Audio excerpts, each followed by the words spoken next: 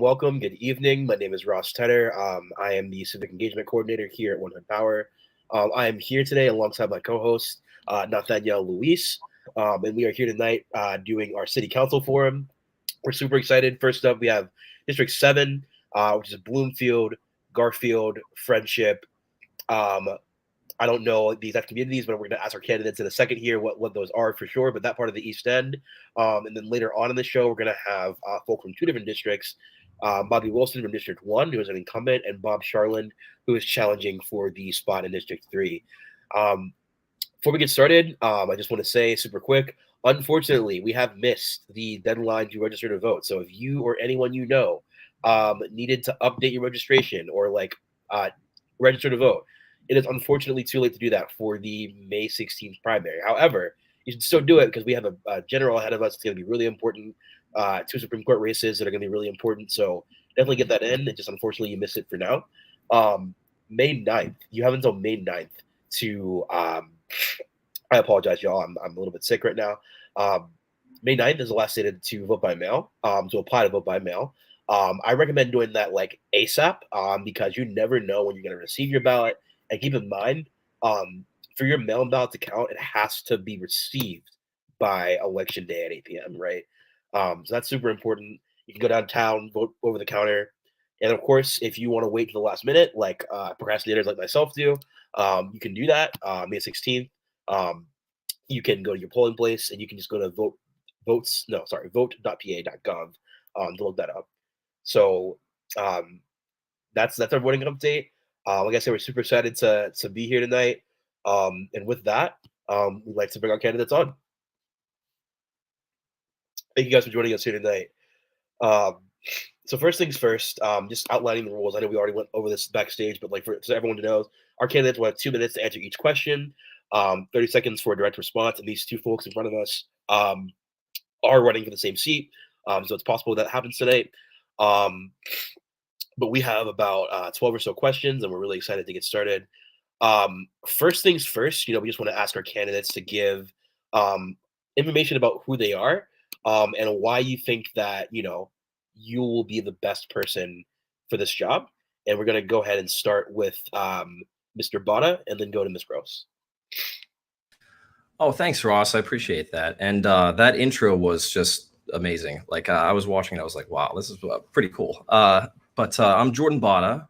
I'm a fifth-generation resident of District 7. I'm a lifelong progressive, and I've got a decade of public service on the boards of different community and nonprofit organizations.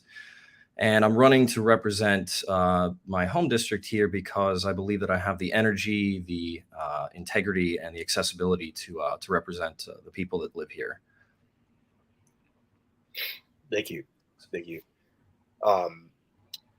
Deb? Oh, you are muted. There we go. Am I unmuted now? You're good. Thank you. Appreciate it. Happy to be here. Thank you all for hosting.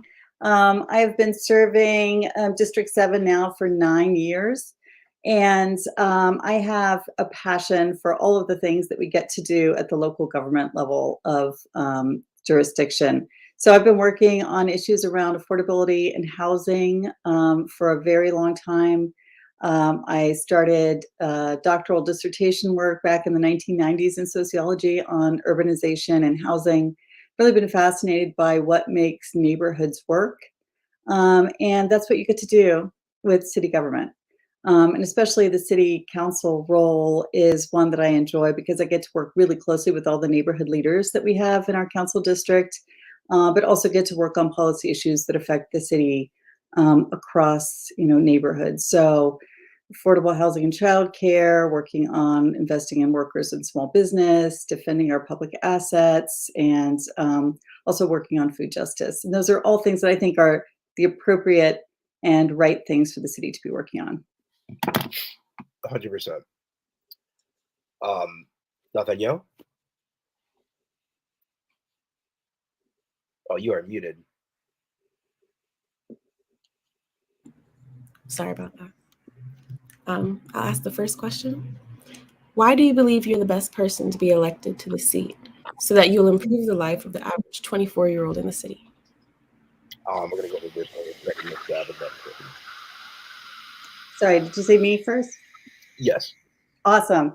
I love that question. So I think what's interesting now for today's young people is that they need opportunity, but they also need us to invest in them.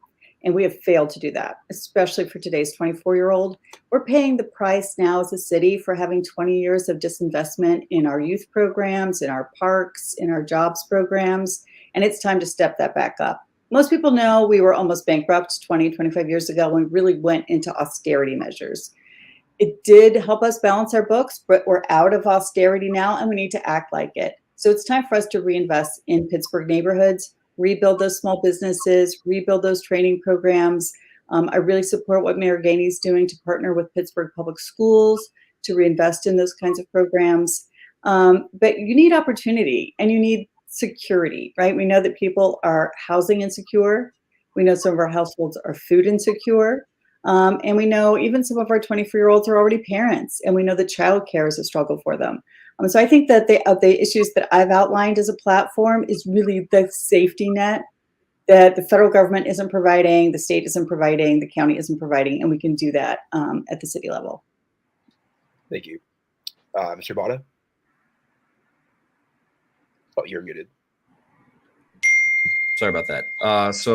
Thank you. I appreciate it. I think that we need somebody that really understands the issues that younger people in the city go through on a daily basis. I mean, the median age of residents of the city of Pittsburgh is actually 33 years old.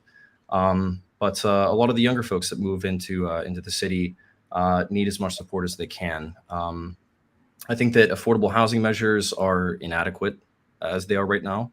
I mean, inclusionary zoning, for example, is mostly for newer properties. They begin at 20 units.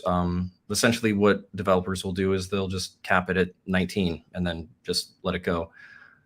Those are also 50% the annual median income, which is approximately $800, which is not really that affordable. So we have plans to introduce legislation for rent control, things like creating sunset provisions so that people don't get priced out, and focusing more on land trusts and sort of ensuring that existing housing is taken care of rather than specifically focusing on new housing. I have a plan right now that will link together nonprofits and community organizations to form neighborhood coalitions so we can fast track a lot of projects and really get younger people involved. I serve as the president of the Lions Club, which is the largest philanthropic organization in the world. And, I'm the youngest by about 30 years. And so I think that we need somebody that really understands the issues that younger folks go through. And being 32 years old, I think that I'm able to really get in there on a personal level and understand them and sort of change things from the inside. Thank you. So our next question is kind of related to this. How do you define who your community is, right? And along with how you define who your community is, how have you been involved in your community outside of your political activities? We're going to go start with Mr. Botta. Sure, thanks. How do I define my community? Well, I define it as the people that live around me and the people that I engage with on a regular basis. So I live in Bloomfield, and I'm frequently at our restaurants, our pubs, and our coffee shops, and I get to talk to a lot of folks on a personal level. They have some problems with landlords, with just the average thing that a younger 20-something, 30-something has to deal with. But I also engage with a lot of the older folks. So Bloomfield is Pittsburgh's little Italy, and I get along just as equally with some of the younger folks as I do with some of the older Italians and older German and Polish folks over in Polish Hill. So really, the people that I'm familiar with are my friends and my neighbors, and I really believe that being a city council person means that you need to be accessible, that you need to be accountable, you need to be present in those communities, because that's where you get the best information is firsthand. So I always have a little notebook that I carry around with me. And if there's any issues that somebody is going through, whether it's an improperly placed stop sign or, a housing violation, or there's a downed tree limb or something like that, I always take note of some of these things. There are a lot of folks that strive for that sort of accessibility, and I think that I'm uniquely positioned to be there. So, thank you, Ms. Gross. Oh, you're muted once more. I'm sorry. Am I here now? You're good. Can I claim some time on the last question, since Mr. Botta brought up inclusionary zoning, which was one of the main policy areas that I worked on for my last term? I appreciate it. You have 30 seconds. Yep. Thank you. So inclusionary zoning is a concept that is across the nation, but we haven't had in Pittsburgh until I started working with the leaders in Lawrenceville. And it forces big developers, bigger developments of 20 units or over, to hold some of the units at a much lower rent, right? And so the way we passed it was that 10% of the units in any development had to be held at 50% AMI. And, council members were not in favor of it. You can see lots of testimony over the years, even though it was recommended by our Affordable Housing Task Force that spent 18 months making recommendations to the city. The previous mayor was not supportive of it, but I worked with Lawrenceville leaders to push it through. We got it pushed through just for Lawrenceville, and then we expanded it to both Bloomfield and Polish Hill. Those are all in the neighborhoods I represented. And then finally this year, we've also expanded it to Oakland. So the goal should be for it to be citywide, but it does only add new units, but it forces big developments to add affordable units. And we're really proud of that. And I'm proud of the Lawrenceville residents for pioneering it. So moving back to the question of kind of like, what is the community that I identify with? I did work for years with, again, as I said, neighborhood organizations and the change that they were making in Pittsburgh neighborhoods, whether that was, Penn Avenue Arts District, or it was the Bloomfield Garfield Corporation or the Bloomfield Development Corporation. Neighborhood improvements are kind of where I spent a lot of my time. That did also lead me to do be block watch captain. One of my first elected positions was as a Democratic committee woman in Bloomfield. And so once you get to know your neighbors and you start making change for those road safety improvements or small small business district improvements, those become your people that you're spending time with. In a little ways, they're the change makers, and some level it's even activists. And I continue to work with those coalitions across the city who are trying to make positive change on all of those issue levels, whether it's affordable housing, affordable childcare, food justice, investing in workers, worker organizing. And then the other community is moms, Pittsburgh moms. Once you have kids, you find that other parents are who you spend a lot of your time with. But they're also the ones talking about improvements in parks, road safety, where to have the traffic calming. And so I really appreciate the moms of District 7 too. Word. Thank you. Nathaniel? Okay. What is your vision of public safety, and what do you believe can be done on the city level to implement your vision?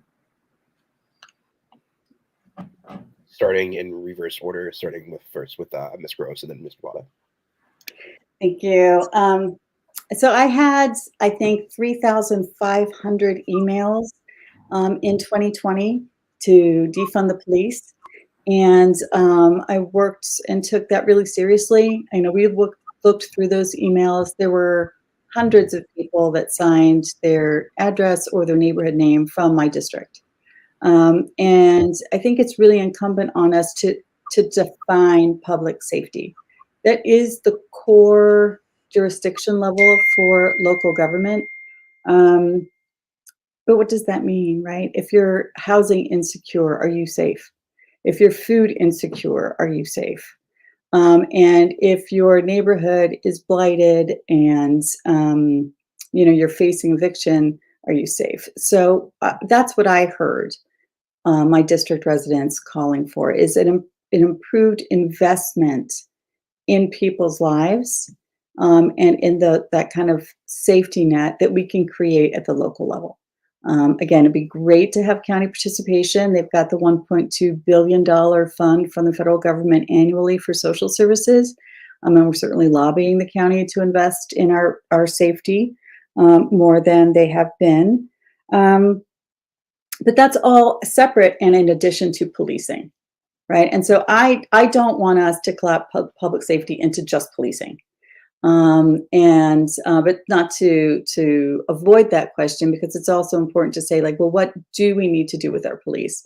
One of the things that I've been really pushing, and that we have the right to do, is to budget, right? And so I've been analyzing and pushing for us to bring our staffing levels into balance with our other benchmark cities. I released a table looking at our 14 benchmark cities that we usually compare ourselves to, like Seattle and St. Louis and Baltimore.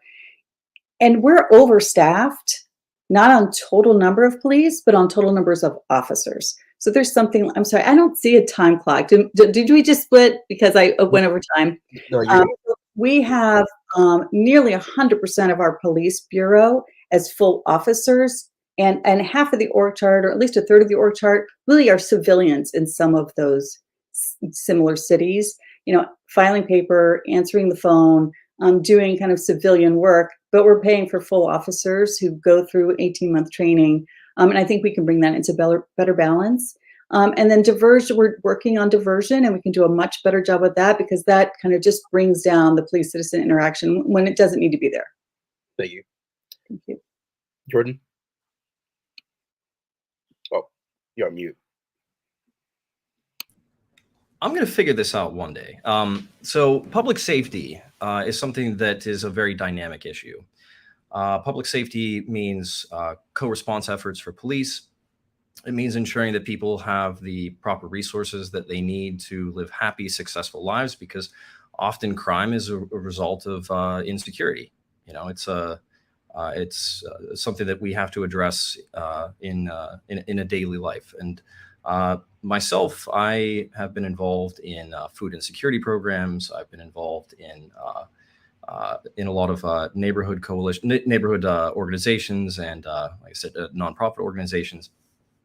And so public safety is something that is very dynamic, and I think that it needs more of a personal touch from your municipal elected officials. So, for example, here in Bloomfield, we had a shooting a couple of weeks ago, and I went down there and I surveyed the area. I contacted the local police commander. I spoke to residents. Unfortunately, there wasn't the same sort of response from the incumbent, but I think that sort of boots on the ground type of approach is incredibly important, because we're supposed to be the liaisons between the community and our larger institutions like police. So I think that having a progressive policing approach, investing in public infrastructure, investing in social infrastructure, and just sort of having a close relationship and bringing people together to be happy and fulfilled residents is one of the most important aspects of public safety. And I think that we should also focus on adding a couple of more lights to some neighborhoods like Highland Park. Thank you. And Deb, you were mentioned directly there, so I want to give you 30 seconds to respond. Sure, absolutely. There's just a fine line between trying to be in the chain of command, which council people are not, but also just responding to residents' concerns and reaching out to residents, which I absolutely did in this case. And our sympathies go out to the friends and family of the victim. And it was a really random incident. It's really unfortunate and scary for everyone. So I think when we're talking about this kind of response to communities, what we need to do is build community support for one another. And it's one thing I'm very proud to have done, to get community organizations and the social fabric, I like to call it, right? That people work together on issues and then their supports for each other. Thank you. Appreciate it. Alenia?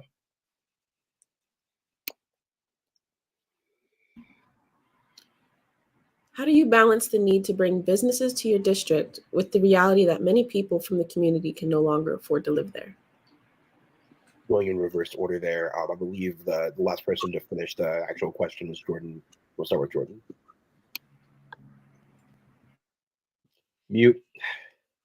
Sorry, could you post the question? I didn't hear it fully. Yeah. How do you balance the need to bring businesses to your district with the reality that many people from the community can no longer afford to live there? This is especially relevant with the East End. Oh, yeah. So I think that we need to focus on local economic development. Something like Target or Walmart or one of these larger businesses are fine, except that they don't really bring money to the local communities. There are retail workers that might work in some of these larger entities, but at the end of the day, a lot of the money that's afforded for those that inventory is allocated towards the corporate structure. So I think incentivization of small businesses to create local securities and sort of creating small business initiatives is an incredibly important aspect. We're also looking at some interesting ideas utilizing the research of Michael Schumann, who is an economist that specializes in local economic development. And essentially, what we can do is form local stock markets. So have local businesses invest in sort of like a securities exchange, so that people can invest in their local small businesses. There are a couple of businesses that are doing this already in the district, but sort of connecting those together so that we ensure that the people that really live in the district benefit from a lot of the local economic development. And of course, we need to hold larger corporate entities accountable. West Penn, UPMC, the University of Pittsburgh. These larger stakeholders in the area should be investing more money in their local communities. These would be anything from social programs to infrastructure development and just neighborhood outreach. Just making sure that they are a good actor and they pay their fair share. If they're not going to do it in their nonprofit status, then pay their fair share in developing their local communities, ensuring people that live there benefit from those resources. Thank you. I'm going to go a bit rogue here. I'm going to give you 30 seconds to respond to this. Can you talk a little bit more about the stock market idea? Because a lot of people would hear that and think that's pie in the sky. Can you explain a little bit more about that? Sure. Yeah. So basically, the Securities and Exchange Commission is very prohibitive in the way that they allow businesses to engage in the stock market. I think that the last time I checked, it was something like $200,000 just to have the application. Then you have to have lawyers. Then you have to have a ton of roadblocks to get over that. But places like Ben and Jerry's do it very well. Ben and Jerry's, before they kind of abandoned the idea, they had this sort of localized economic development based on like a stock market exchange that you could just invest in these local businesses and you could have a return on your investment. And that's the blueprint. Mm-hmm. Understood. Yeah. Deb, and let me know if you need to repeat the question. No, am I on? You're good. Yeah. Yeah, so we do have some groups doing that locally, like Honeycomb and Kiva, where you can invest in local businesses, and they do a great job. And there are definitely businesses that have been funded by that locally. I'm going to encourage everyone to check them out. I think what's also to kind of just follow up on your line of questioning, that is an area that I think would help both make sure that the jobs and the ownership and control are staying local is worker co-ops and owner co-ops, and also things like employee ownership. So it's possible for some of our legacy businesses that we don't want to see go away. Something like an important grocery store or an important community organization, that the owners can actually sell the company to their employees. And this is a way that we can build local equity. Those businesses tend to do actually better than not employee-owned organizations. And we can keep our businesses in our neighborhoods as assets to each other, but also have neighborhood kind of ownership of the businesses. So that's an issue that we've been working on at council. We've had a task force for employee ownership now for about 4 years. I'm happy to have been a member. I just presented at one of the national conferences on worker co-ops hosted at Carnegie Mellon just last week. I think it was last week, and was on a panel with Councilwoman Strasburger, myself, and Representative Inamorado, who has some, we've all been on this task force together, and she has some legislation pending in Harrisburg that would end state support for worker co-ops that we're very excited about. I want to say that this is kind of a core function to me of economic development in the city. So it is something that the city does a lot of. And I've been a critic of the kind of big major real estate projects that we talk about, that the ORA has a legacy of doing, and been encouraging them to invest in micro businesses and neighborhood businesses. You've heard me talk many times now tonight already about childcare. Those are locally owned businesses. They are almost entirely women-owned businesses, and they tend to be minority women-owned businesses, and they're neighborhood-serving businesses. And investment in those kinds of businesses, you get a quadruple bottom line, right? You're investing in a wealth building for a family. You're investing in those parents who actually need childcare in order to build their own wealth and be successful and have that kind of security for their kids, increasing educational attainment. And that's the kind of work that I think we should be shifting away from, instead of trying to attract, the bigger tech companies, which are already coming here because of CMU and the other resources that we have. I think the city should do more resources to actual kind of businesses that employ people, are owned by our own residents, and serve the needs that we have. Thank you. So this next question, city council is known as the legislative branch of the city, and frankly, that's pretty straightforward. Obviously, legislative change in America is far and few in between, and that unfortunately has extended to a lot of our smaller areas as well. How do you think the city council can work alongside the mayor to sort of achieve some of the concepts that you're talking about as it relates to equity, right? And along with that, what barriers to that exist? And we're going to start in reverse order, starting with Ms. Gross and then going to Mr. Botta.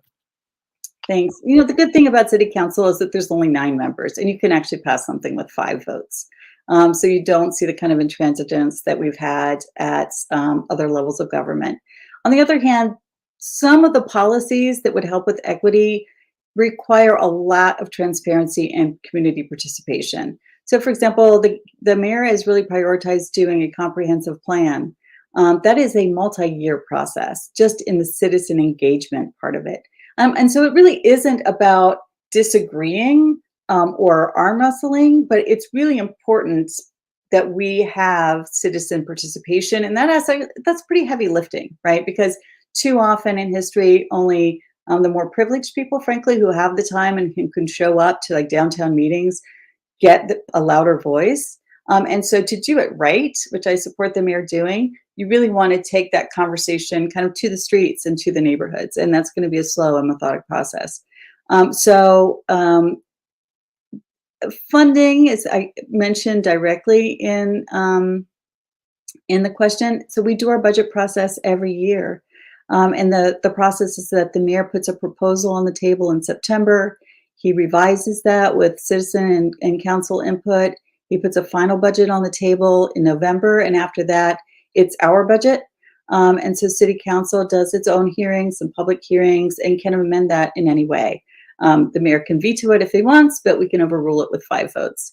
It's the mayor's prerogative to be able to implement And so he doesn't, if we could fund, for example, an entire department of food, but if he doesn't want to hire those people, then he doesn't have to. And so you have to negotiate basically on what is going to be implementable as well as fundable. Thank you. Yeah. Mr. Botta? Sure. So I really support a lot of the initiatives that the mayor has engaged in. I'm a particular fan of his overhaul of a lot of the existing nonprofit organizations to ensure that they are paying their fair share and that they actually pass that test of whether or not they act in the best public good. So essentially, just making sure that some of the initiatives that our current mayor has in place are able to reach fruition by working together on council to kind of move through the process and see that we make sure that these kind of dreams are a reality. Another is chairmanships or chairpersonships rather. Right now, we have a couple of chairpersonships that I'm interested in. I would be more than happy to go for intergovernmental affairs, and sort of what they do is work with the different branches of government, whether it be local, state, county, federal, to sort of allocate or acquire more funding. Me personally, I've worked as a grant writer before in acquiring some funding for different organizations.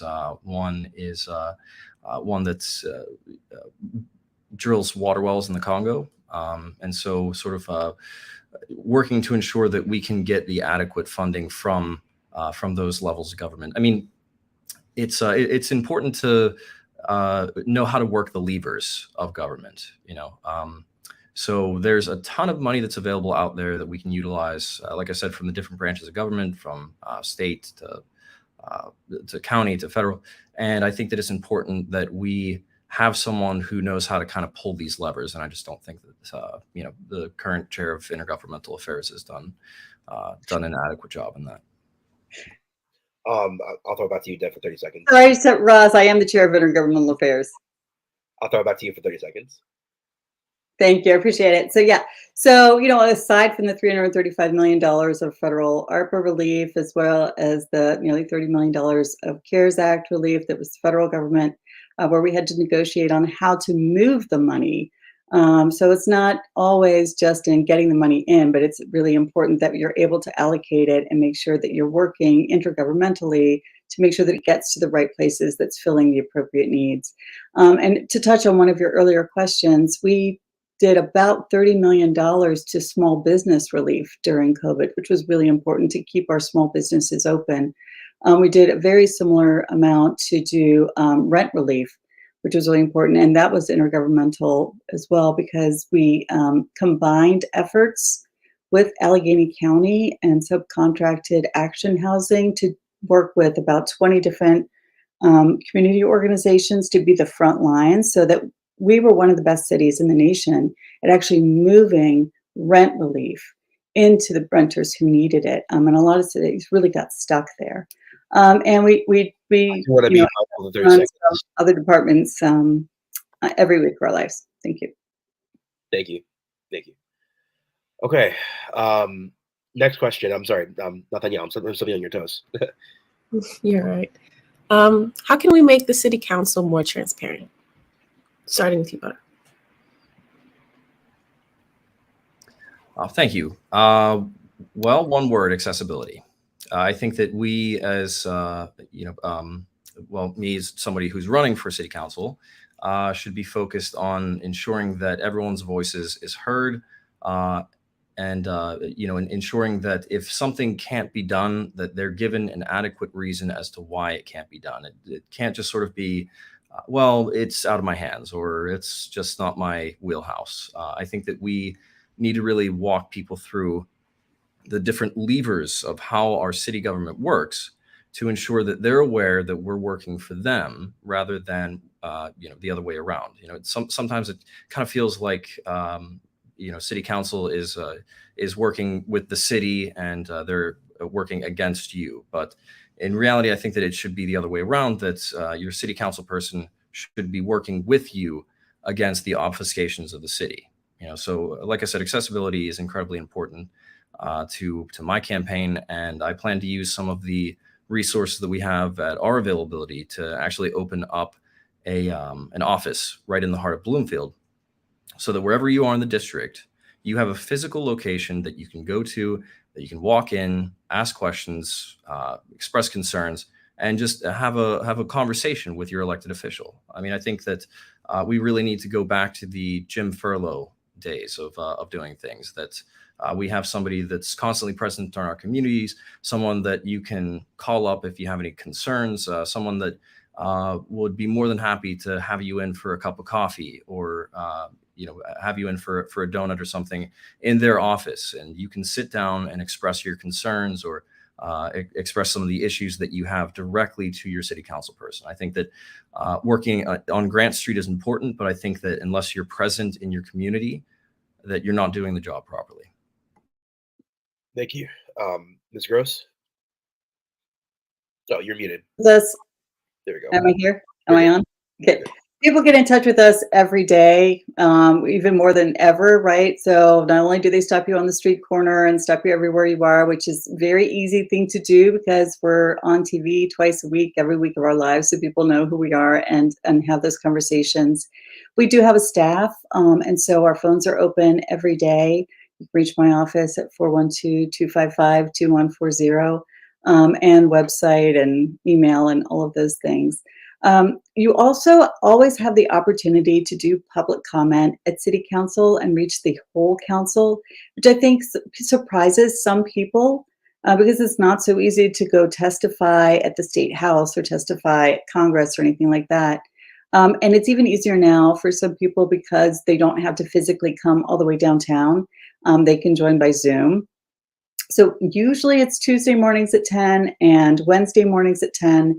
Council is in session 49 weeks a year, and you can have 3 minutes of time anytime you want. So in addition to talking to your individual council person, you can address basically the city as a whole because that's in the public record, and be heard on every topic that you care about.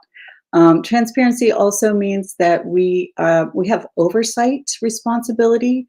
So you've seen me call for the controller to do investigations on things like cooperation agreements with other governmental entities, on doing a report on the use of LRTAs and tax handouts for developers that I called for. And it's important that we do those investigations into things like the merger with Wilkinsburg, which is more like annexation.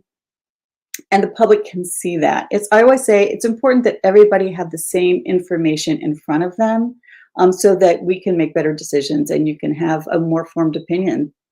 Thank you. Thank you. So this is our third to last question. It's estimated that we've lost 10,000 Black people in the past 7 years who cannot afford to live in the region. How can the city better serve Black people? And we're going to start in reverse order.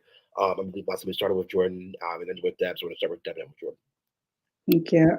I really appreciate that question.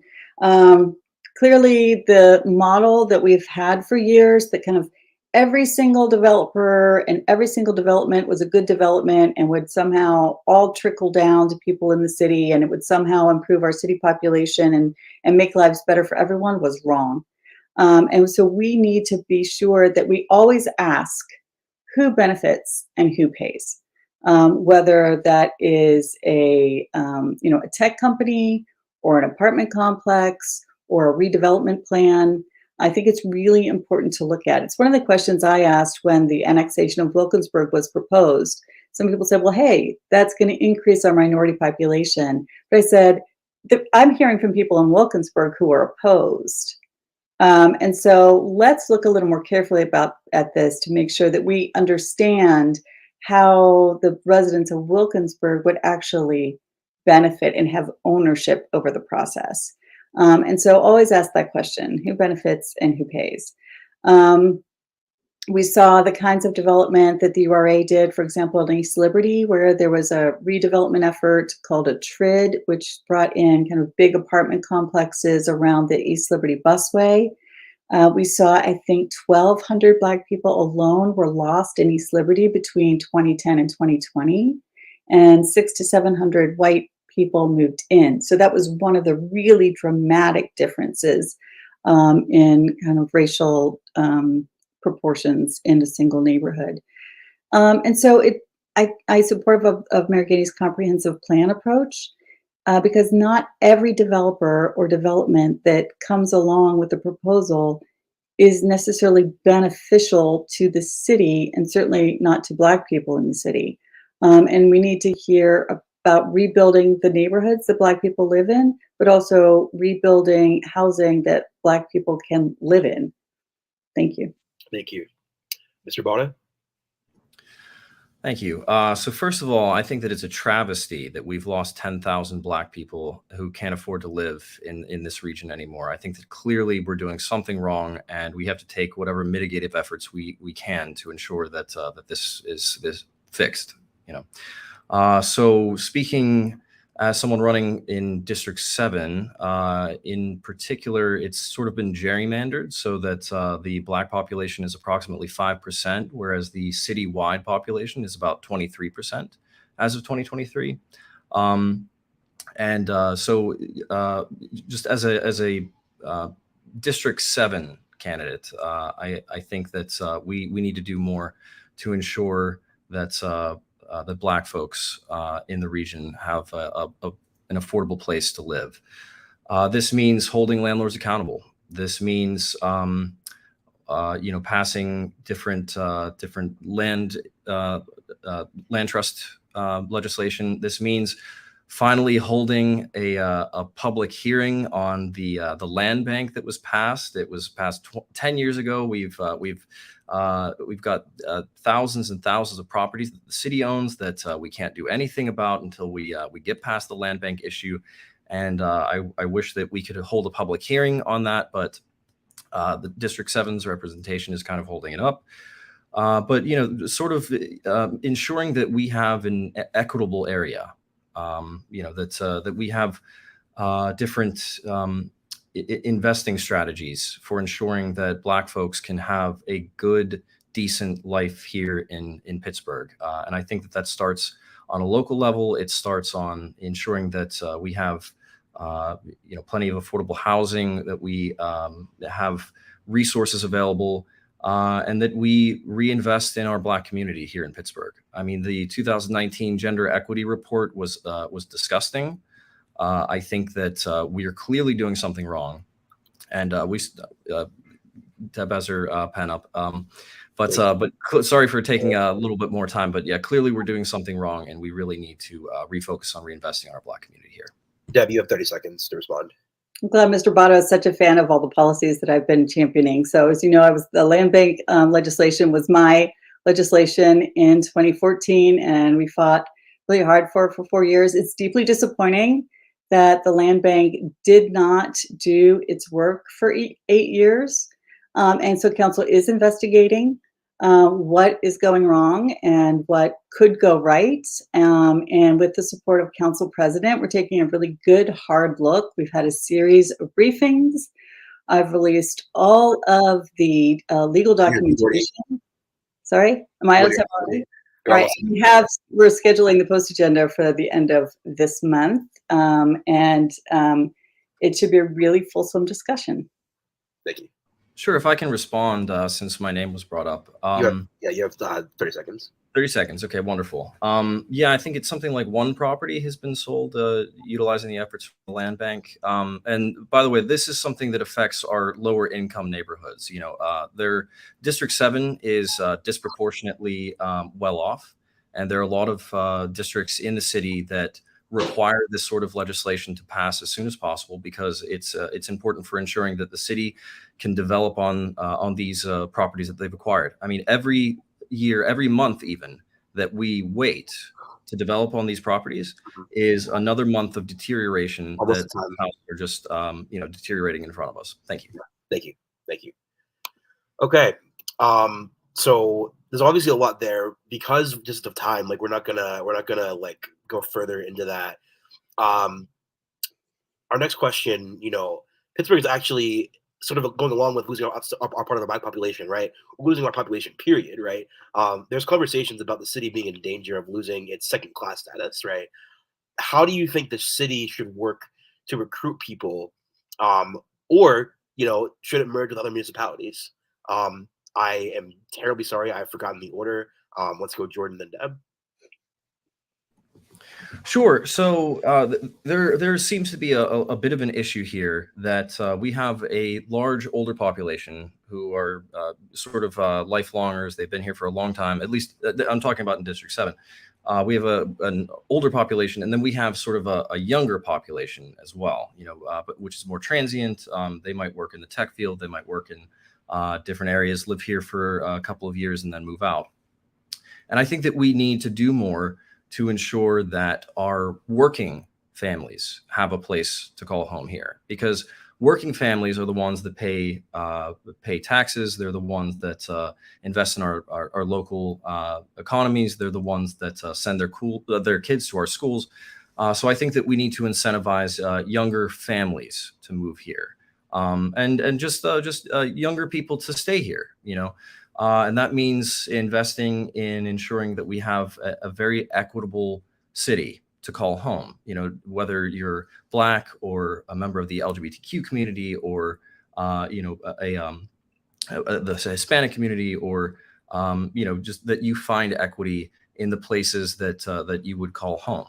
And our office has plans to push the mayor's office to institute the first office of Black Affairs, the first office of LGBTQ plus affairs. We have a plan that we're calling Bienvenidos Pittsburgh, which I'd be more than happy to work alongside, because I speak Spanish and have many Hispanic friends that live and work in the area. And so it's all about incentivizing younger folks and younger families to want to actually call this city home. And that means ensuring that we have an equitable city that works for all of us. And like I said, it starts on a local level, and it starts with a council person that is really accessible, that is really proactive, and just really cares about investing in our future. Thank you. Ms. Gross? Hi, thanks. So, right, we do know that as a city, we can invest in the things that make it easier for people to live here. And that's exactly what we should be doing, and we haven't been doing. So, housing is a basic human right. Childcare is a basic right. Food is a basic right. We can invest in safe streets so that you can travel safely and get the things that you need on a daily basis. We can invest in small businesses and workers so that you actually also, I always say it, a neighborhood needs a dentist, a daycare, and a drugstore, right?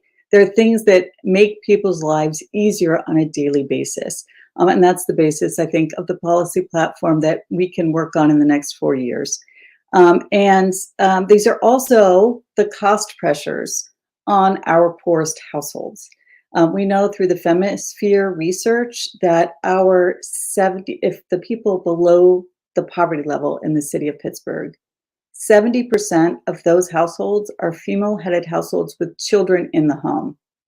We know that the things that I mentioned are the cost burdens on those households that make it either possible for them to keep paying the rent or impossible and push them outside the city. So we can invest in these things, and it makes our most vulnerable households more successful, but also makes all of our neighborhoods more successful. And merger, I'm glad you brought it up, and I will address that. I would like to remind people that our discussions last year brought forward by the Wilkinsburg Community Development Council were trying to use an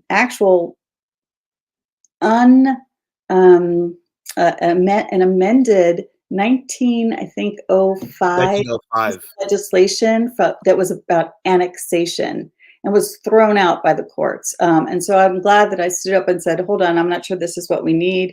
Let's look at it more closely. Merger is a more thoughtful process under state law where we can have these conversations about making sure everybody understands how things work and that people's rights are protected. Thank you. Thank you. Jordan, were you mentioned directly? Were you mentioned directly just now?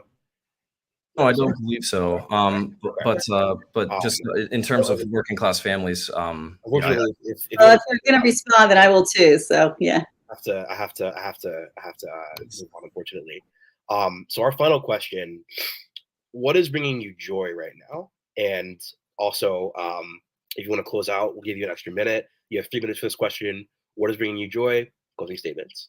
And I will start with Ms. Gross. Thank you. I really appreciate that question. It's really important to keep those things, to keep, the forward motion.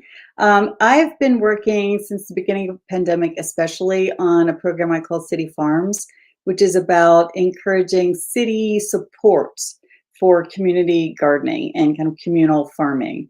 And I always say, if we buy hot chocolate for the Stanley Park ice skating rink, and we can buy pickleball nets for pickleball courts, we can buy seedlings and saplings and compost and fencing. And we weren't. We were just kind of telling people, well, good luck with your community garden, and it's all on you. And when I started doing this, especially at the beginning of the pandemic, everyone in all the city departments was confused. Council members were confused. Like, you're not, it's illegal. You can't possibly buy compost. And now we're doing it as a part of daily work. So we really had to, unfortunately, push for that. But it's been a really enthusiastic response. We have something like 20 different gardens in the district. And at first we were only allowed by the bureaucracies to invest on the gardens that were on public property. But now we're moving on to the ones that are also kind of privately or community held. And it's been great to just kind of get your hands dirty, get out there and plant things. All of the gardens that I've supported have been interested in permaculture as well. So when you see the goats out in District 7, it's because we're bioremediating forests and they're eating invasives. And then we come in and we plant native trees. All of the gardens were interested in native species that are food bearing. So we now have a real expertise in pawpaws and persimmons and shagbark hickories and hazelnuts and high bush blueberries and low bush blueberries, and where to plant them and where to get them. And we've planted over 200 food-bearing trees in the district. And we've also got this integrated into the administration now. And we got the city Parks and Rec to hire 2 part-time farmers. And it's going to be part of the Food Justice Fund that I was able to get $3 million for this year. So I'm really excited about that. Thank you. Mr. Botta. Sure, thanks. So one of the things that I am tremendously excited about is just getting out there and talking to the people in this district. I've had the opportunity over the past couple of months to meet so many fantastic people, to have so many great conversations, to really see where some of the stressors are in the district, some of the issues that people go through on a daily basis. And that's, after all, what makes life successful. That makes life worth living. We can advocate for affordable housing. We can advocate for, food security and a whole bunch of other issues, and we definitely should. But if you have terrible roads, if you have, really unkempt properties, if you have issues on your own street, on the areas that directly surround you, it kind of takes away from that success, that ability to live a happy, successful life. And so I'm very excited to bring accessibility back to the district. That, like I said, we plan to have an office that's opening right in the heart of Bloomfield, so that you can come in, express your concerns, reach and talk to your council person on a personal level. And when I'm going out and talking to people, I give them my cell phone number. I let them contact me directly about issues. And so many people have been reaching out to me, and I'm like, guys, I'm not the elected official, but it's very exciting to just talk to people about what really makes their life fulfilling, and ensure that they can seek a happy and content life here in the district and the city. So beyond that, I'm excited about the possibility for change. We've had the same representation for 10 years. The city is younger. The city is moving towards a more progressive direction, and I'm proud to be a young progressive with 10 years of experience, and having worked on LGBTQ initiatives and worked in so many different capacities. And so I'm really excited about the opportunity to get out there and actually, make some change. So, and by the way, thank you so much for having this forum. It's very weird for a first-time candidate, and so it makes me feel almost official. But thank you. No, thank you for being here, and thank you both of you for being here and for wanting to do the work that you guys do. So, with that, we're going to close out this portion of the forum. Once again, Jordan Botta, Deb Gross, who is the current incumbent. This is City Council District 7. If you aren't sure what the bounds are, shout it out. What are the neighborhoods? Oh, it's Bloomfield, Lawrenceville, Morningside, Highland Park, Polish Hill, and a little bit of Stanton Heights there. Okay. Is there anything, Deb? I appreciate everybody being here. We don't represent Garfield though, so yeah, that's the south side of Penn Avenue, and Garfield's on the north side of Penn Avenue. Understood. Okay. We can agree on that at least. Yeah. All right, Deb. so we're going to take 5. In 5 minutes, we're going to have Bobby Wilson, who is the incumbent for District 1 up. Unfortunately, Bob Charland, who is running for District 3, is not going to be able to join us tonight, but we're excited to have a one-on-one with Bobby Wilson. So 5 minutes, we'll be back. Thank you all for joining us tonight.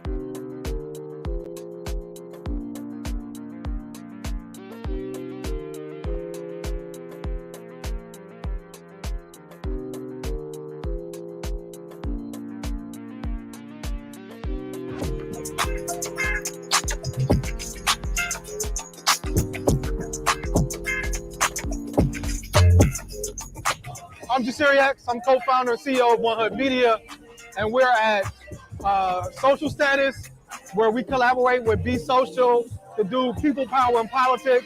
This is our third People Power in Politics event, and we're really trying to just organize the community around educating folks about the importance of voting.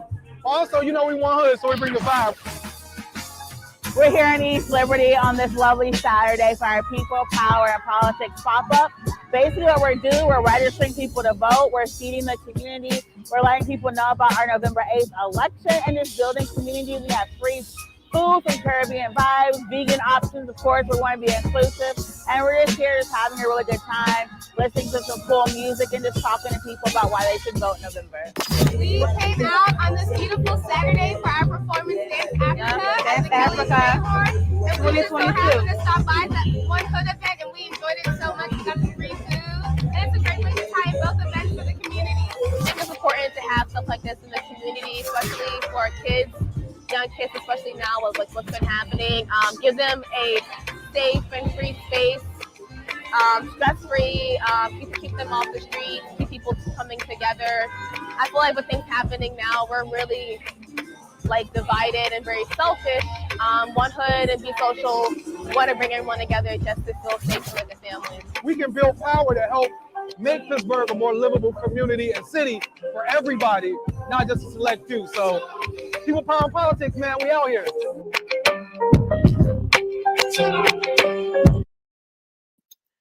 Shout out Kendrick, man. Shout out that beat. That beat was crazy. Welcome back. I'm still Ross Tedder. We still have Nathaniel Luis, Civic Engagement Coordinator for 100 Power and Organizer for 100 Power, respectively. We're super excited to have Bobby Wilson here with us tonight. He is the current incumbent for District 1, which is most of the Upper North Side. We're super excited to have him here with us tonight. I'm going to repeat myself for the final time on voting stuff. It is too late to register to vote for the upcoming May 16th primary. However, if you are unregistered or you have moved, please still register because we have a really important general coming up. That being said, May 9th is the deadline to vote by mail. There's a really cool life hack going on right now at the county building, how we don't actually have to like send our ballots by mail. We can go there, apply for the ballot, fill out the ballot, and drop it there at the same place. So that's super convenient, and it's effectively early voting. So that ends Tuesday, 8:30 a.m. to 4:30 p.m. And of course, May 16th is election day, but don't be like me. Don't be a procrastinator. Do not wait that long to vote. Please try to vote early if you can. So with that being said, we'd like to welcome up to the screen and onto our program tonight, Mr. Bobby Wilson.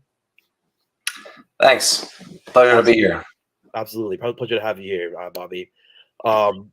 So first things first, tell us a little bit about you and just why you think it's important to run this year.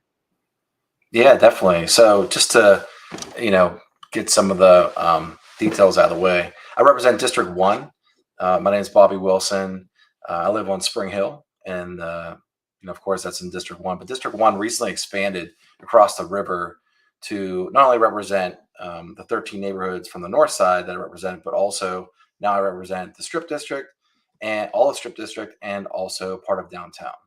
So there's even more issues and more problems to solve, and more projects to accomplish than even in the former district. So I'm looking forward to working on what I've been working on, and also expand that work so that we can ensure that Pittsburgh is a thriving place for everyone.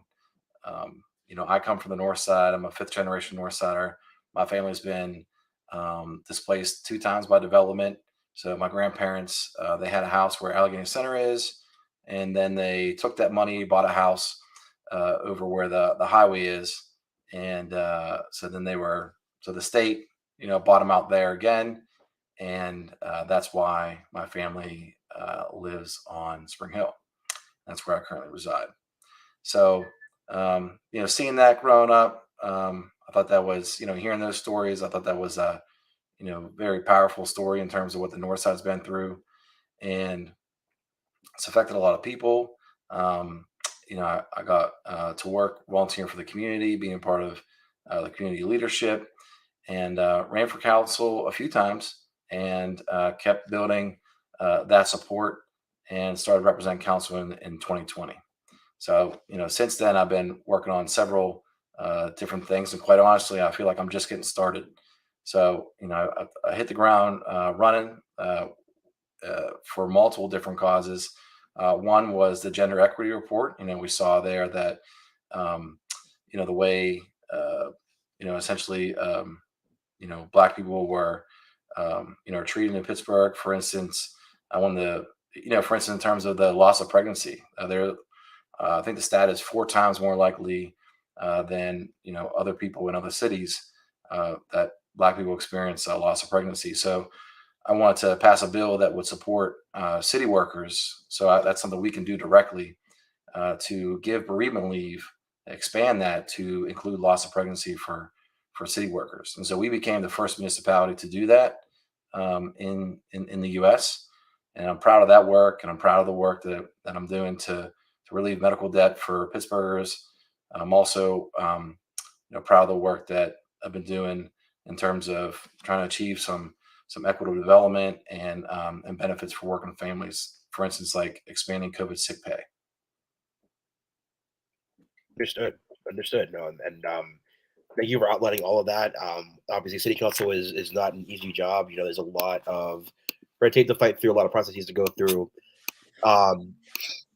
Sort of going back to your story about the origins of your family and the displacement, right? Like, how do you define your community, right? And how have you been involved in your community outside of being on city council, outside of being a political person? How are you part of your community, and who is your community? Well, quite honestly, my community expanded whenever I started running for council and became the council person. So I mean, originally, I looked at my community as like where I went to school. For instance, that was Northview Heights Elementary, Frick, Shenley, and that was my experience. And being a part of Sarah Hines House Boys and Girls Club, that was all those different places were very impactful in my life. And being in my local community, being a part of the neighborhood cleanups, and then becoming the community president, that was even more impactful. Just to see, really, as an adult, what is expected to maintain and take care of a community. But I've learned as a legislator that it's far more than I could even ever imagine. For instance, it's holding apartment owners accountable. It's holding businesses accountable. It's helping those businesses. I mean, it's so multifaceted in so many different ways that you can really touch the life of someone and make a difference. That there's just so many ways that that's possible, and it's been an honor to be a part of that. Thank you. Did I miss a second part of that question? Go ahead. I'm sorry. Yeah. No, I'm wondering. Did I miss the second part of that question? No, that answered it to me. I don't know if Nathaniel has any feelings, but I think that was pretty clear. All right. Well, I mean, we don't have anyone else on the line here, so I'm happy to fair enough have an open conversation of any point. Yeah, appreciate it. Nate? Sure. Okay. Why do you believe you are the best person to be elected to this seat so that you will improve the life of the average 24-year-old in the city? That's a good question. Well, I think I've been showing, through the work that I've done that not only am I someone that is very accessible at the community meetings and anyone that contacts the office, but I'm also forward thinking. So, I think when we talk about improving the life of an average age of the 24-year-old in the city, I think about what's going to make sure that they're here. And so that's a place that's affordable for them to be here. And then also different, things they may want to experience when they're here. So for instance, I think expanding ways that they can use transit is going to be essential. I had a very impactful meeting recently with POGO, the Healthy Ride, and to really improve transit is to make sure that people could have that option to use an electric bike, really a quarter mile walking distance from anywhere they're at, anywhere they live actually. So I think that's definitely something that's going to attract businesses, and also people that want to move to Pittsburgh. I think that's something to work towards. I mean, it doesn't stop there. I only mention that because I know that the city can be very impactful with that type of service. We work with the county on, other types of transit, but, to put more of these electric bike stations everywhere, I think would be pretty impactful for people that, want to stay in Pittsburgh and to attract new Pittsburghers. And then affordable housing, I think that, that one big solution for that is to get the $7 million that we literally allocated to the land bank up and running. I mean, there's a lot of different programs, there's a lot of different state programs, federally funded programs, different voucher programs that can keep people in Pittsburgh and keep that 2040 in Pittsburgh. But I mean, essentially, we can have a direct impact with $7 million at the land bank. And I sit on the board, and every day that we, don't utilize that money appropriately, it's a tragedy. Our vacant and abandoned property in the city of Pittsburgh is what's holding us back. And if we don't spend every day working towards making sure that problem is solved and that the money is spent and properties and houses are being offloaded appropriately and working with the community on that strategy, then we're failing at what we're here for. Yeah, no, for sure. And I would agree with that statement for sure. The agencies that you mentioned, like, they're kind of outside of, like, the mayor's office, they're community-based solutions, right? Obviously, a big role of city council is working with the mayor to sort of, like, create legislative, changes and address some of our problems. Like, how do you think the city should work alongside the mayor to improve things like funding, which obviously, affects equity, right?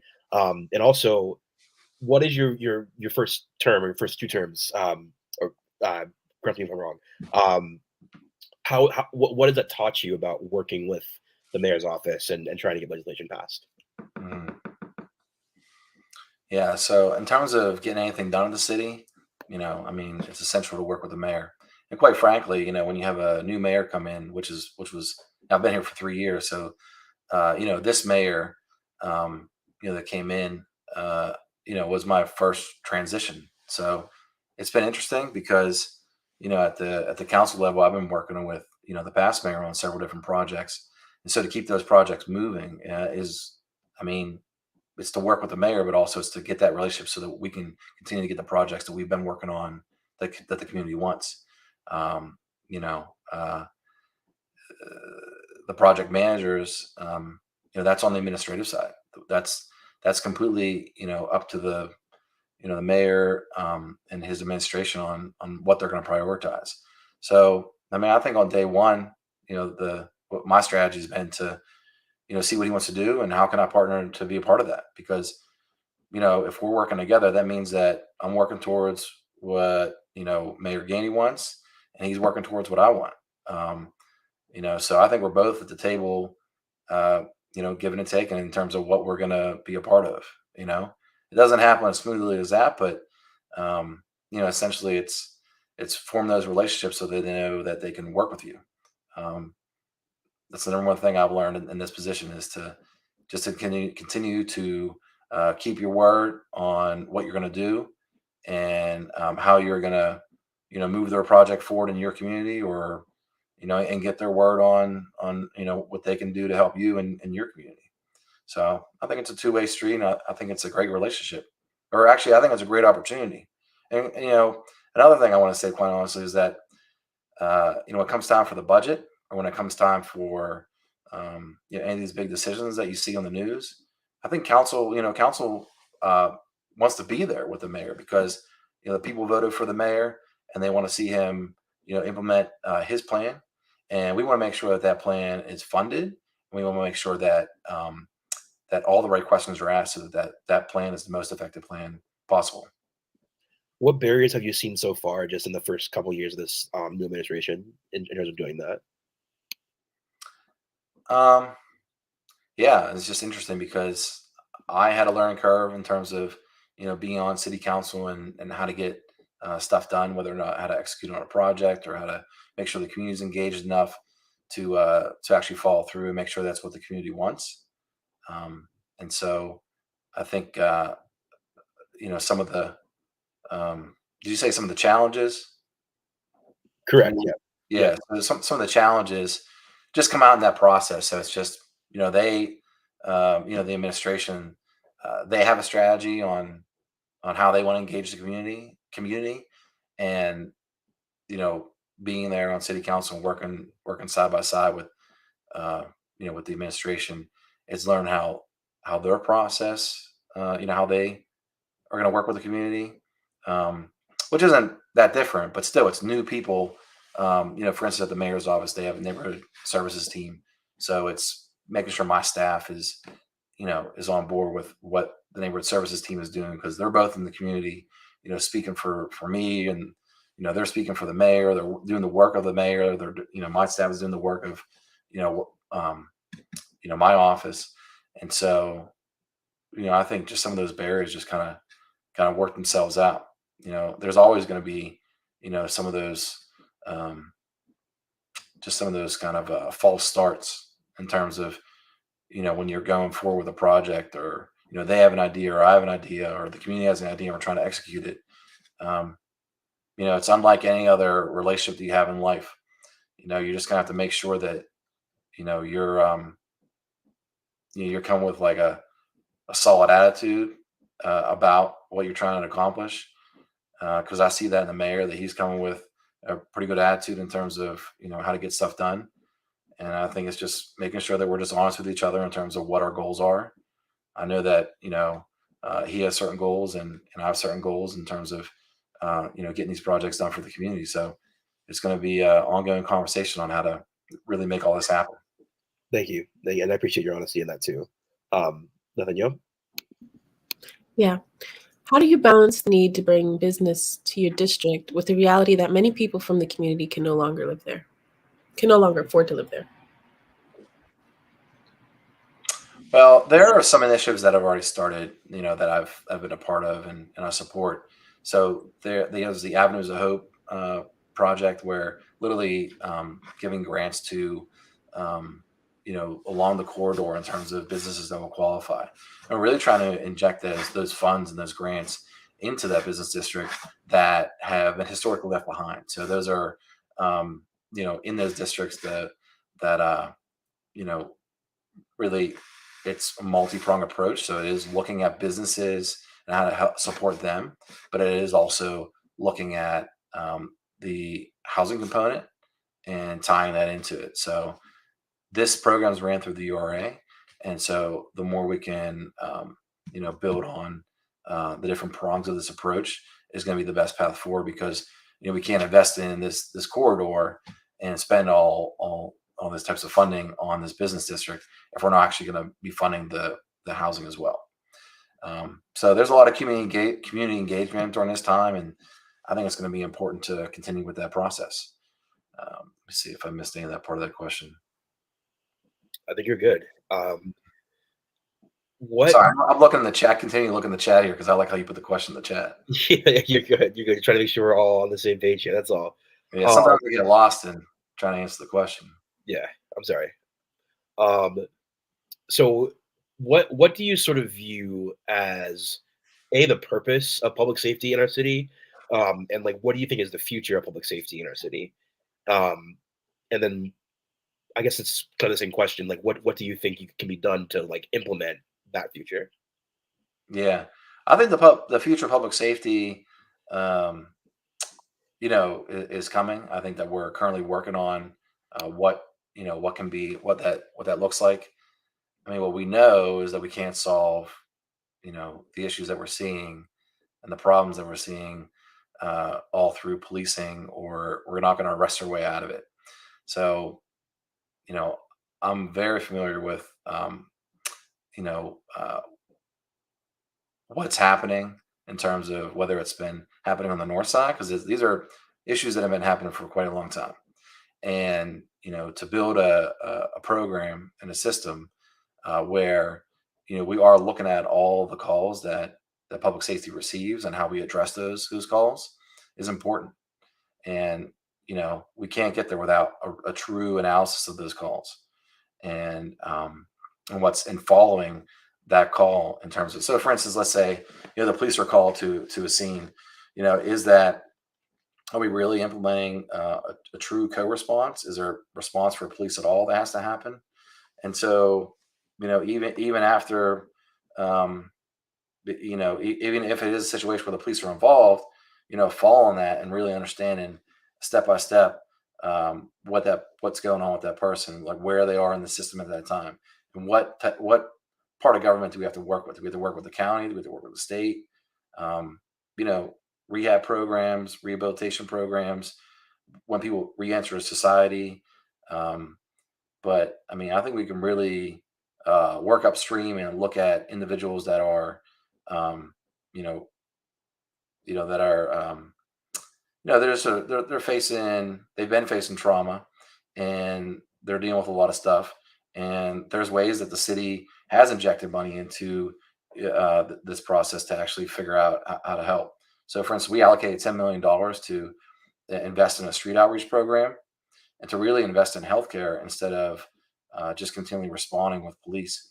So, the more we can continue building that program, which is going to take a big partnership with the mayor and his administration.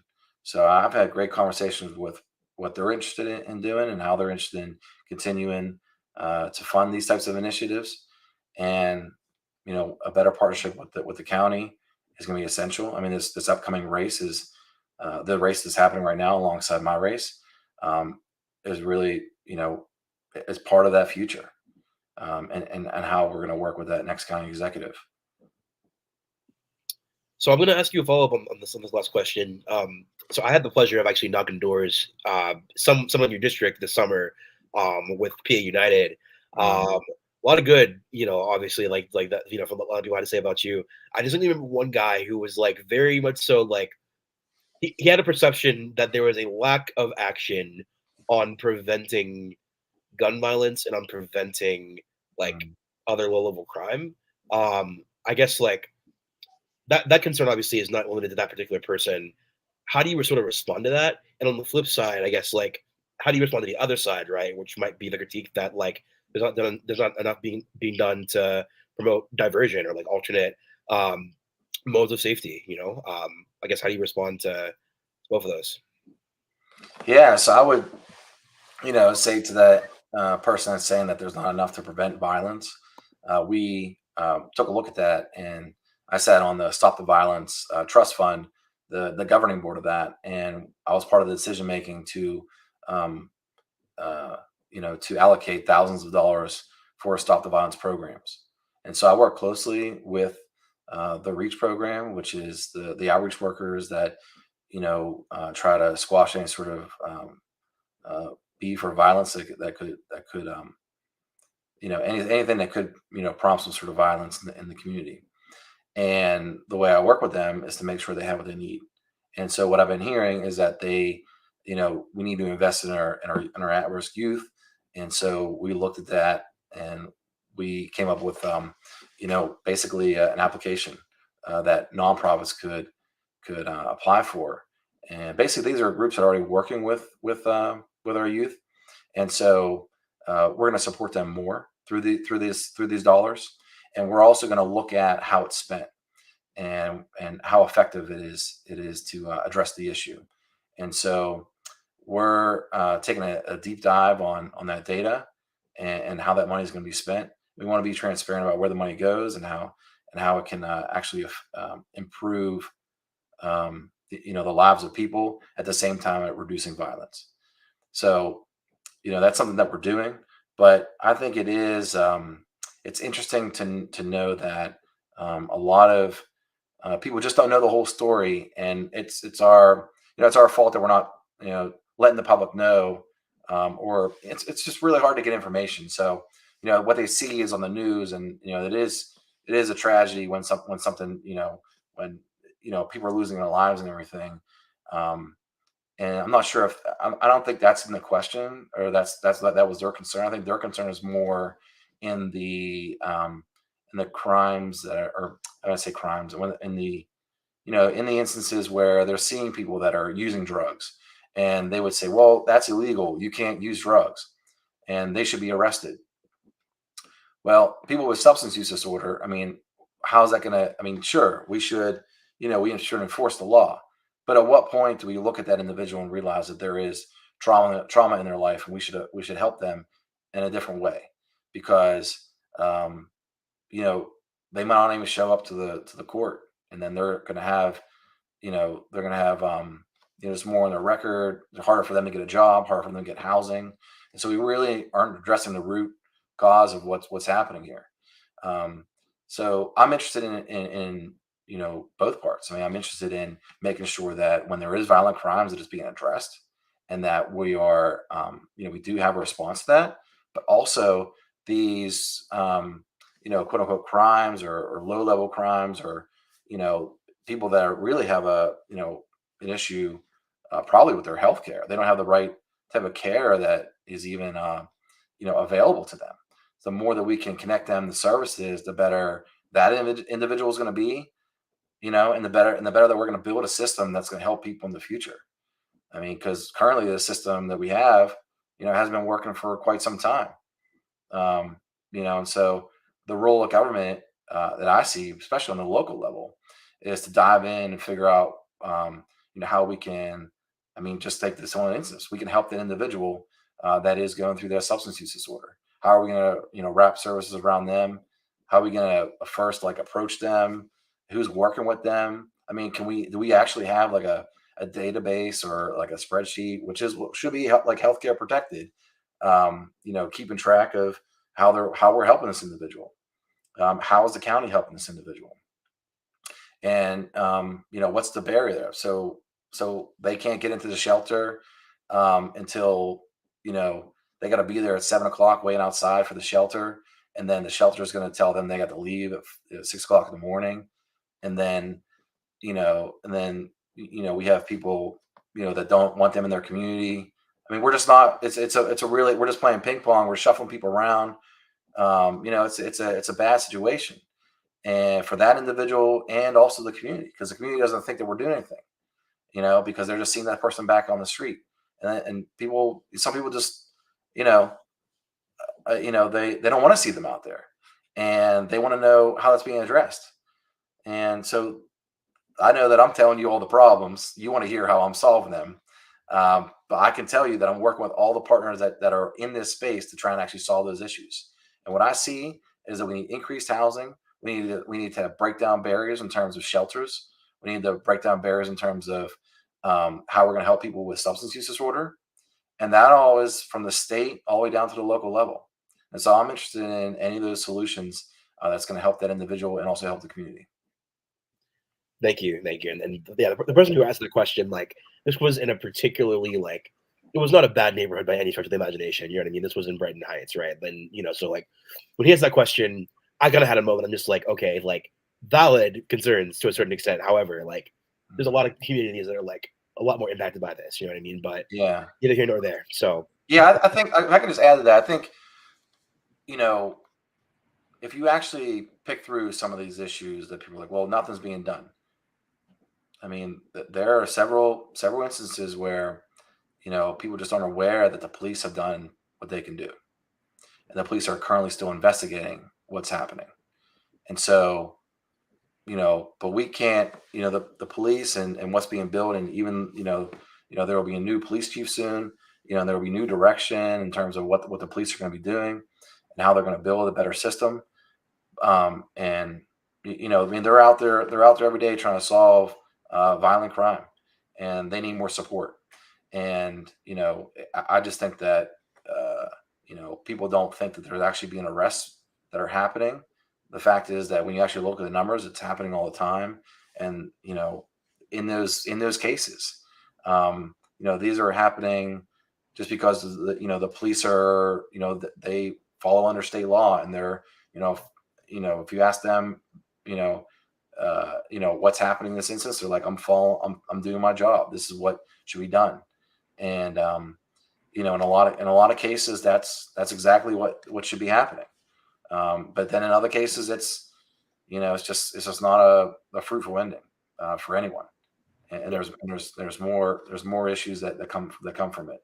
And so, I just think we need to equip everyone with the right tools and make sure they can get the job done. Thank you. All right. From the fentanyl crisis to infant mortality, there are serious health concerns impacting people's lives. How can the city improve health outcomes for its residents? That's a really good question. Yeah, I think that when we talk about the fentanyl crisis, I think there needs to be that engagement. Like I go back to the outreach workers. We can't support outreach workers enough. We have people that are working with lived experience in this field, and they need individuals that support them. So, when you talk about, the fentanyl crisis to infant mortality, I'm actually not familiar in terms of the numbers with that, but I am familiar with the crisis that's happening in terms of what I mean is the infant mortality. I mean, I'd like to learn more about the numbers that, where you're referencing this, but regardless of what that number is, that should never happen. And we should be, making sure that there is an outreach worker that can work with that individual. But I mean, really, this whole system has to be supported. So just because there is an outreach worker doesn't mean that's going to be the answer. Just because we have someone that can go talk to someone else isn't going to get us like across the line. Because that person might get burned out because they're working nonstop. They really care a lot for people who are going through that because they probably have lived experience, and we need to support them as well. So if we're going to build that system, we need to build a system around even that worker to even solve that problem. In terms of needle exchange, that's one way that we can that outreach worker sees that they can enter that space and work with them. But it's a big issue. And I think at the city we can play a part in trying to solve that problem, making a difference in those statistics that you're probably going off of to talk about infant mortality. And there also is you talk about the serious health concerns impacting people's lives. That just plays out. If you have one individual that's has this issue with a substance, then it's gonna it's just going to trickle out and impact everyone that's around them. So I think we can continue to build that system. How can the city improve health outcomes for its residents? I think, a few different ways. I've put together, I've responded to a few different things that I didn't think I'd have to respond to on city council. For instance, whenever the Dobbs decision came down, I immediately had 3 bills ready to, basically to protect reproductive freedom. And, that is healthcare. So that is one way that, I saw that city council could play, the city could play a part in improving outcomes for its residents. But it doesn't start there. It doesn't stop there. There's several different ways. And that's the legislation that I'm most interested in, is how to make impact on people's working families and also people's lives like that. So, at the city level, currently looking at some other bills to see how we can protect workers' rights and also, help working families. Thank you. Related to health, right, is access to stable housing, right? That's kind of a key function of the rest of your life being set and ready to go, right? How can the city work to ensure that there's better and safer, affordable housing options as we continue to see development expand in pretty much every part of the city? Yeah, for better and safer affordable housing options, I've been a part of different conversations and different, aware of different programs that have been tried out in the past to make sure that, there are safer affordable housing options. A big part in a safer affordable housing option is to make sure that, there are protections around, people that are renting property. So for instance, it's very unfortunate to see, that this, I'm such a loss of words right now, but it's the bill that would protect renters and, hold landlords accountable for their properties. And that legislation basically would be it's an inspection. So I know that, in terms of, I have Airbnb legislation or short-term rental legislation that would run alongside this bill. And I'm looking to go back to the table and to work on a bill that could be, defended at the state level so that we can ensure that, people who have that type of housing are protected and they're not at risk living at that property. But it doesn't start there. So that's one way we can help with the inspection. Whether it's short term, whether you're renting for a month or you're going to rent for 2 years. That's one option. Another way is as development expands. The second part of your question, in terms of as development expands, and how do we increase those options? I go back to the land bank and the opportunity we have there. It's interesting whenever people say, well, the land bank doesn't work. Well, the land bank never had any money, never had any staff. So we're literally just commenting on something that we never invested in to begin with. We just let it kind of sit there. And it's not like we were doing it in our finance department. I mean, if you ever try and buy a property at the city, you'll wait for quite some time. So the idea is to get into a place like the land bank where there is a staff and there is funds available to actually move property appropriately. Work with, there's a whole, there's going to be a whole system where things are graded essentially. So if it's, affordable, it gets the highest grade. I mean, that's the offload there with the property. That's the best. That's what we want to see. We want to see something that is built into some affordability program. And then, we have, thousands of properties that are vacant and abandoned. So the more we increase housing availability, the more we can actually address the unhoused situation, the more we can address the affordable housing situation. We just have no option. There's no options for people to live someplace. And so what we have is a system where, rents are going up because you can't find a place to live. I mean, that if you build a condo, but you're not building, the affordable property, the condos are going to win. They're going to, those properties are going to be, driving up rents all across the city. But, if we offload these properties appropriately, sell these properties appropriately from the land bank, and actually go in there and stabilize these properties so they can not be so expensive to fix up. So a lot of these, just need a new roof to get it down the line so that someone can actually purchase it. And then we don't have just like a vacant lot sometime, in the future. Because our option right now is just to tear it down and just to, have no house. And then it costs, 4 times, 5 times as much to put a house back on that parcel. So, that's a long-term solution I see, and I stand by it. I mean, I stand by a plan to make sure the land bank is working. Thank you. Yo. Yeah. There are conversations about the city being in danger of losing its second-class status. How should the city work to recruit people or merge with other municipalities? Mm-hmm. Yeah, so it's going to be a lot of different factors that go into that conversation. I think I should just address the municipality, the second part of that question first, because how should the city work to recruit people? Or actually, the second part is to merge with other municipalities. I mean, I hate to say it, but I would love to be like Philly, where I was born into a county that was Pittsburgh. I could throw a baseball outside. I can't. I mean, maybe I could with a slingshot, but the borders are so small, and Pittsburgh is so great, and everyone enjoys Pittsburgh. And I wish that we did buy into something that was more inclusive. We had just more money for education, more money for everything that we could do to make sure that people in our region were thriving.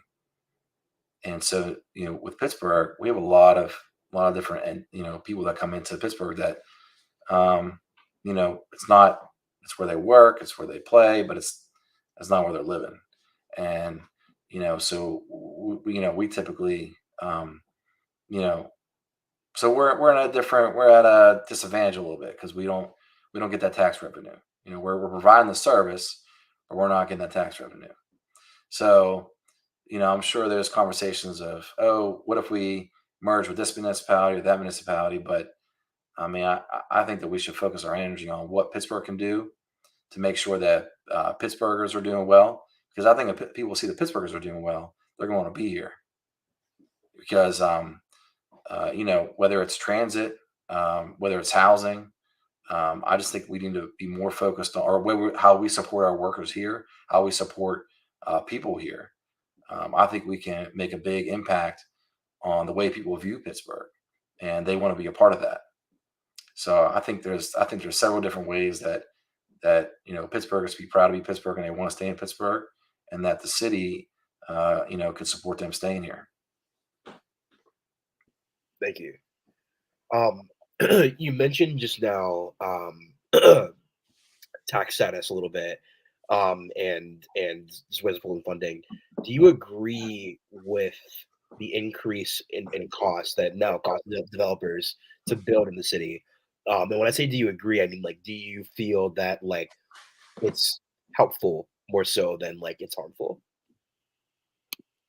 You said, do I think it's more helpful than harmful? Yeah, like do you agree with the increase of costs that developers now have to pay to build in the city? And when I say agree, like, do you think it's helpful, or do you think it's like maybe like unhelpful? Yeah, I mean, no one's paid the fee yet, so I think we need to start there. No one's paid the fee yet because, I mean, there's several different reasons, but in terms of that large increase, I think the goal initially, from what I heard from the administration, was to increase it to an amount where people could receive better service from planning, basically to develop in the city of Pittsburgh. But I believe that has to be built prior to actually charging that fee. So if you're going to expect your permit, if you're going to expect a check off from check from planning and zoning that everything's good to go, and they review your plan and in a timely manner. Sure, like the developers want that in a timely manner, but at the same time, we have to be responsible at the city to build that, in terms of hiring the employees that's actually going to get that done, and it's just not built yet. So I think that it's important to build that. I think we can get there. I think we can get there where there is a fee that is acceptable, because I mean, this isn't just gonna this isn't something that just a developer that wants to build $1 million condos has to pay. I mean, this is also I'm in conversations with, since I represent the Strip District, that there is what about a LIHTC, low income housing tax credit? Like, that's also going to be more expensive to build affordable housing. So I think it's appropriate to increase the fee. What that fee should be, I think we should definitely evaluate that more to see to see what's appropriate. Thank you. With that, I'll pass it back to Nathaniel. Yeah. How can we make the city council more transparent? What do you view as your responsibility in educating the community about what's happening? Yeah, I think in terms of transparency for the council, sure, there's a lot of different ways that the public engages with council. I mean, you can talk about public comment, you can talk about, we have public hearings and all that, but I think what's important is that we continually support communities that are finding ways, like community groups, and support them in a way where they can figure this out on themselves at all. Where they can figure out how to support their community best as well, so that the voices can be heard that haven't been heard for a while. So what I'm talking about is, we can talk about, I'm going to have this meeting, have open door policy and all that, but if we're truly still leaving people out in the community that haven't been heard and actually, should be heard, then we're not doing the best we can do. And what I mean is, what does it take for those individuals who, are living on the margins to actually get them, to get their opinion, to get what they need? This is the unhoused population that we were talking about previously. They're part of our community, and whether some of the community likes it or not. And so how are we going to talk to them? How are we going to understand the issues that they're going through? But even as could be that person that has become unhoused. But before that, like, how are we actually, getting to that individual when they still do have housing? Are they coming to the community? Are they the ones that are coming to public hearing? these are people that live in the margins in our communities, and I've been a part of several different communities that have been forward thinking and how they're going to get them to the meeting. And that's the type of energy that I like to see. And that's the type of transparency that can come. There's a lot of transparency that can come from that, because we're going to learn something about ourselves in the process. And we're going to learn something about how we engage. We're going to rethink how we engage with the public. So if we need to, provide food at a meeting, if we need to provide childcare, if we need to provide transit, if we need to provide a virtual option, these are all options that we should be thinking of. ADA accessibility, these are all options we need to be thinking of whenever we engage the public. Thank you. So this is our final question as we approach 8 o'clock and my sinuses literally attack me. What is bringing you joy right now, right? And this can be in tandem with your closing statement. We'll give you as much as you need. Well, thanks. I'll tell you, what's bringing me joy right now is I have 3 children, so it's a little off topic, but the question of what brings me joy is pretty, I feel like it's appropriate to talk about this. So, I'm a father of 3, and, just being with my wife and family, I think has really been bringing me joy recently. I think, I think that's probably the most important thing, to make sure that's in place so that I can, be at the table to make important decisions for the city of Pittsburgh. And so I've just been enjoying that. But I'm also really excited about the partnership with this administration and how I've been able to get a lot done. And I'm also looking forward to the projects that we're going to work on in the future. So it could be looking at Chestnut Street rehabilitation. It's currently in disrepair. This is a street that's it's been a long time coming. It's in disrepair. I know it might sound silly. Oh, we're going to fix up a street. He gets joy out of that. But it's really that problem solving on how to get there, because there are some, there's streetcar tracks in there, and people, I wanted to keep the streetcar tracks for a while, but it's really working with the administration, working with the community, and really getting to that place where everyone's, firing on all cylinders, and we're really just understanding the problem, and the community is going to, make the decision to take the tracks out. Possibly, it looks like we may make the decision to take the tracks out and put down brand new red pavers on that street. So I'm excited about that. But what's bringing me joy, obviously my family's bringing me joy, my children, but it's really being involved with this problem solving at the larger level. And it's going to go even beyond that. When I talk about Stop the Violence funds, when I talk about outreach workers, how we support outreach workers, how we're going to fix the affordable housing, how we're going to increase the affordable housing in Pittsburgh, how we're going to get the land bank moving. All these problems, all these issues that we have the opportunity. I have the honor to be a part of those decisions. Really to make sure that when we talk about transparency, that we're even looking into what that means. Like, we need to be just transparent to the people who can't even make it to the meeting. We got to talk to them. And so the more that we keep diving in, we keep trying to solve these issues, I think the more that Pittsburgh is going to be better off, and we're going to be able to keep people here, and people are going to be able to thrive in their own community. And it's just been a pleasure being a part of that process. So it's been bringing me a lot of joy in general recently. In terms of closing statement, I just really appreciate the time here. I think it's been great to have this relaxed setting. I think it's been relaxed to talk about what I care about most, and the work I've done. The work I've done for working families and reproductive health care, working towards relieving medical debt for individuals, in Pittsburgh. As the chair of the Land Use and Economic Development Committee, the way I'm looking at zoning, the way I'm looking at, how we can increase the affordable options for housing.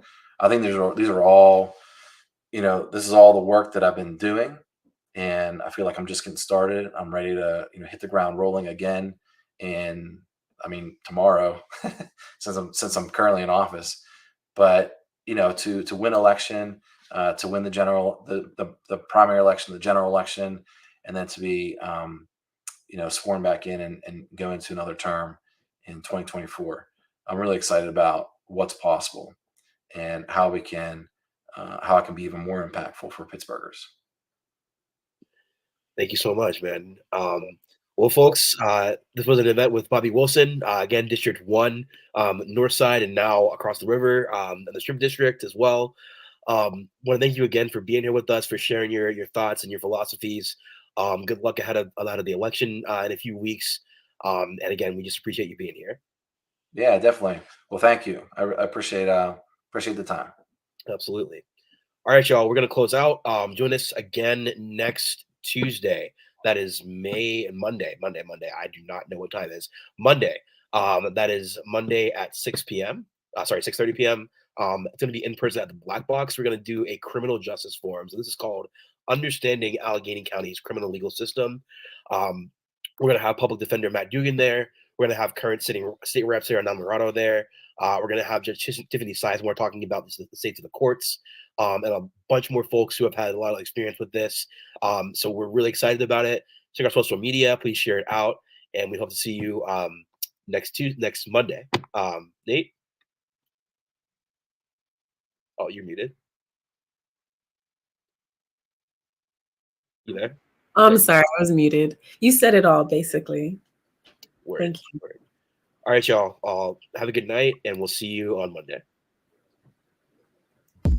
Over the course of a few years, life yielded a crisis of pandemics, resulting in many reeling and searching for answers. Black men especially have had to grieve the passing of hip-hop icons DMX, Michael K. Williams, Biz Markie, and many others. How has this impacted Black men? How has this altered the way they see themselves, their ability to express themselves, and their mental health? We sit down with Black men raised on the culture of hip-hop and ask them directly. Let's have a bite, take a step back in order to move forward. I'm your host, Miracle Jones, and this is Brunch with the Black Man.